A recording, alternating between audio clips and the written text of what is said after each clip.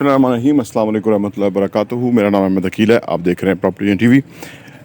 जो ये मौजूदा हुकूमत है, इसने जो बजट पेश किया है जो कि 14,500 अरब का अखराजात का बजट है ओवरऑल, और बामुश्किल 7,000 अरब टैक्स इकट्ठे होंगे, जो कि इस दफ़ा वो भी नहीं हुए। तो अगले साल यानी 7,000 के करीब 7,000 प्लस अरब जो रुपया है वो खसारे का बजट है। ठीक है ना जी। अब आप सोचिए कि कोई कंपनी, कोई अदारा, कोई घर इस किस्म का बजट नहीं बनाएगा कि भाई हम उधार लेंगे। और ऑलरेडी ये जो कमिंग ईयर है, इसके अंदर हमने, ये जो जुलाई से फाइनेंशियल ईयर शुरू होगा, इसके अंदर हमने 7,300 अरब रुपया टैक्स जो हमने कर्जा लिया है और उसके ऊपर जो सूद है उसकी मद में देने। यानी इतने बुरे तरीन हालात के अंदर इतने ये जो हुक्मरान हैं कंफर्टेबल हैं कि उनको इस चीज़ का इदराक और रियलाइजेशन ही नहीं है कि ये जो खसारे का बजट होगा, जिसके ऊपर ये अपने लेविश अखराजात करेंगे, जिसके ऊपर ये लोगों को खुश करके इलेक्शन जीतने की झूठी कोशिश करेंगे। क्योंकि लोग अब सब कुछ समझ गए हैं।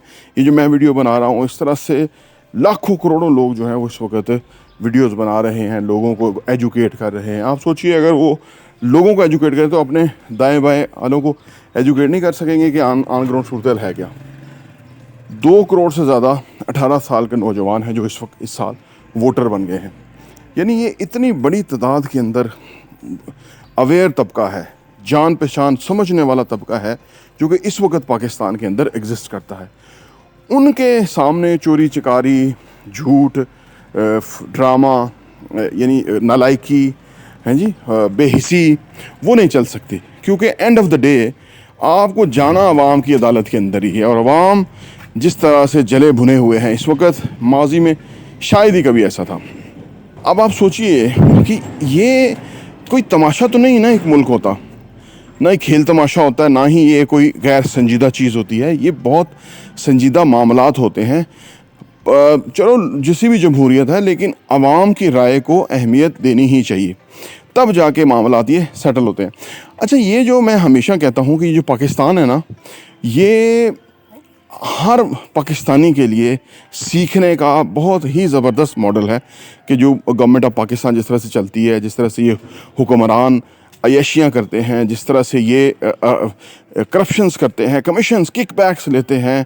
फिर ये कि जो इस 75 साल में पाकिस्तान के अंदर हुआ, जो रेंटल पावर मंसूबे लगाए गए, यानी हर जगह से, हर क्राइसिस से को एक मुनाफा बख्श क्राइसिस इन सियासतदानों ने अपने लिए बनाया और उसके बाद इन्होंने लूट मार की। और बदकिस्मती देखिए इस मुल्क की, वो सहाफ़ती तबका कि जो तनख्वाहदार मुलाजम हैं किसी ना किसी दुकान का, मैं इन TV चैनल्स को दुकान कहता हूँ, किसी न किसी दुकान पे वो तनख्वाहदार मुलाजम हैं, वो हक सच की बात नहीं कर सकते। उनको अल्लाह ने ये तौफीक ही नहीं दी।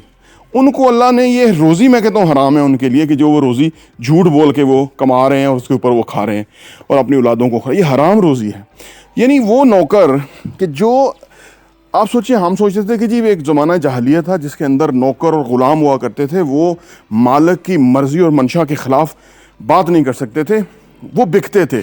बस आप बिकते नहीं हैं, बिकते भी इस सेंस में है कि एक दुकान महंगे पैसे दे के सहाफ़ी को दूसरी दुकान पे बुला लेती है ज़्यादा पैसे दे के, और वो ख़रीदारी ही है जो कि हो रही है। यानी वो तबका कि जो कुछ ना अच्छा खासा जानता है, जिसके हाथों में ये चोरियाँ चकारियाँ, फ्रॉड, करप्शंस, झूठ, फ्रेब मुल्क के साथ हो रहा है। मुल्क माँ की तरह होता है ना, माँ के साथ हो रहा है। और वो जो पढ़े लिखे, वो जो सहाफ़ती नौकर हैं, वो सच बयान ही नहीं कर सकते क्योंकि उनको खौफ है कि उनकी जान चली जाएगी। तो फिर मैं हमेशा ये कहता हूँ कि जिस सिपाही को जंग से ख़तरा हो, उसको, जिस डॉक्टर को मरीज़ अच्छे ना लगते हों, उनको किसने कहा है कि ये प्रोफेशन ज्वाइन करें? क्योंकि आपको अगर एज सिपाही आप ज्वाइन करते हैं या फ़ौजी ज्वाइन करते हैं तो आपको जंग के लिए तैयार रहना चाहिए। वो तो होगी, उसमें आपकी शहादत होगी, और शहादत बहुत बड़ा मर्तबा और रुतबा है। इसी तरह अगर आप डॉक्टर हैं और आपको मरीज़ अच्छे नहीं लगते, कि मरीज़ों की तादाद बहुत ज़्यादा है और उनसे आपको घिन आती है, तो फिर आपका जो ये प्रोफेशन में आना, डॉक्टर का टैग लगाना अपने साथ और उसके ऊपर आपको इतराना, ये मैं समझता हूँ बेईमानी हो जाता है कि जबकि आपको वो उसके अंदर मरीज़ ही नहीं पसंद, तो फिर आप किस चीज़ का डॉक्टर हैं? इसी तरह अगर जर्नलिस्ट अपने आप को कोई कहता है और वो हकायक और फैक्ट्स बयान नहीं करता, तो ये कितना बड़ा धोखा है, कितना बड़ा फ्रॉड है उन लोगों के साथ कि जो उनको जर्नलिस्ट समझते हैं और जो हक सच की बात जो है वो सामने लाते हैं। एक जर्नलिस्ट है अहमद नूरानी, आजकल अमेरिका में होते हैं। उन्होंने जनरल बाजवा के जो असासे थे उसके ऊपर खबर की थी, और वो कल मैं उनकी पुरानी मुझे अचानक सामने आ गई वीडियो, तो मैंने देखा तो उनको कहा कि मेरा इतना सहाफ़ती कैरियर है, मैं इन्वेस्टिगेटर जर्नलिस्ट हूँ और मैंने एक स्टोरी नहीं कई स्टोरियाँ दी हैं, और आप मुझे इस तरह की आगे से बात सुना रहे हैं। यानी वो सच्चे खरे बेबाक सहाफ़ी जो हैं वो इस मुल्क से छुपते फिर रहे हैं, और ये जो 2 नंबर सहाफ़ी हैं, तनख्वाहदार ग़ुलाम, वो हर दुकान के ऊपर अपनी ग़ुलामी के जो है ना वो झंडे गाड़ रहे हैं और आम आवाम को वो हक़ाइक़ नहीं बयान कर रहे हैं कि जो उनका हक़ है, जिसका उन्होंने टैग लिया हुआ है। तो ये बदकिस्मती है। अच्छा, आप ये कहते होंगे यार प्रॉपर्टी और इतने सारे इन डेप्थ टॉपिक्स, तो ये क्योंकि मेरा असल में मैं शुरू में करियर में जर्नलिज्म साहब व्यवस्था था, तो मैं बहुत सारे सीनियर सहाफ़ियों के साथ मैंने काम किया, तो मैं उस हवाले से बहुत सारे लोगों को करीब से जानता हूँ। उनका जो असल करैक्टर है वो किसी की किरदार कशी करना मेरा मकसूद नहीं है। मैं ओवरऑल ही बात करता हूँ कि क्या ये लोग हैं, क्या इनका DNA है और किस तरह के ये ख़ानदानी चपड़ासी हैं। इनफैक्ट जो बड़े बड़े सहाफ़ी लगे हुए हैं वो उनके किरदार से, उनके अदातों अतवार से अंदाज़ा हो जाता है कि वो क्या चीज़ें हैं। लेकिन बदकिस्मती इस मुल्क की आप देखिए, ये मुल्क हमारी माँ की तरह है ना, ये जो वतन है, ये जो धरती है हमारी माँ की तरह है कि यहाँ अगर फ़र्ज़ करें माँ के साथ ये ब्लफ़ करेंगे, झूठ बोलेंगे, उसी को बेचेंगे, उसी को लूटने वालों का ये सपोर्ट करेंगे, तो फिर इनके होने पे लानत है। ऐसी औलाद के होने पे लानत है कि जो माँ की बेइज्जती का बायस बने। तो बदकिस्मती से ये कहना पड़ता है। तो इसलिए मैं इन टॉपिक्स को सुनता हूँ। अच्छा, इसमें मसला ये है क्योंकि हम इन्वेस्टमेंट वाले मामले को डील करते हैं ना, तो हमें पता है कि पाकिस्तान का जो हिडन स्कोप है वो क्या है, जो कि ये सरकारी नौकर नहीं जानते, क्योंकि इनको अल्लाह ने ये तौफीक ही नहीं दी कि ये इस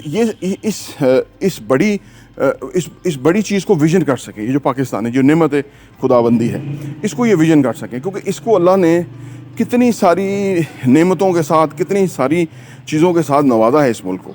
और फिर भी अगर हम 1 अरब डॉलर 2 अरब डॉलर की भीख मांगे, तो मैं अफसोस से कह सकता हूँ एक शहर में मेरे नज़दीक, मुझे अगर आप सोचिए कि इन्वेस्टमेंट के अंदर जो इसकी मिनिस्ट्री है उसके अंदर काम करने का मौका मिले, तो मैं अगर रियल एस्टेट को ही देखूँ ओवरऑल पाकिस्तान के जो 50 बड़े शहर हैं, आप 50 चलो 25 कर लें, 25 बड़े शहरों में 1 अरब डॉलर्स के प्रोजेक्ट्स रियल एस्टेट के हवाले से शुरू होके गवर्नमेंट ऑफ पाकिस्तान के ख़जाने में 25 अरब डॉलर जो है वो अगले 3 सालों में आ सकता है। ये मेरी मुहतात कैलकुलेशन, मैं बहुत मुहतात होकर आपके साथ बात कर रहा हूँ, क्योंकि जब ये लोग भीख मांगते होते हैं 1 अरब डॉलर की, 2 अरब डॉलर की, जब मैं हैरान होता हूँ कि इनको या तो अल्लाह ने इनको सलाहियतें नहीं दी, या तो ये हराम खाने से इनको फुर्सत नहीं है, क्योंकि ये वो स्कोप क्यों नहीं देख रहे हैं कि जो कि इतना बड़ा स्कोप है इस मुल्क का।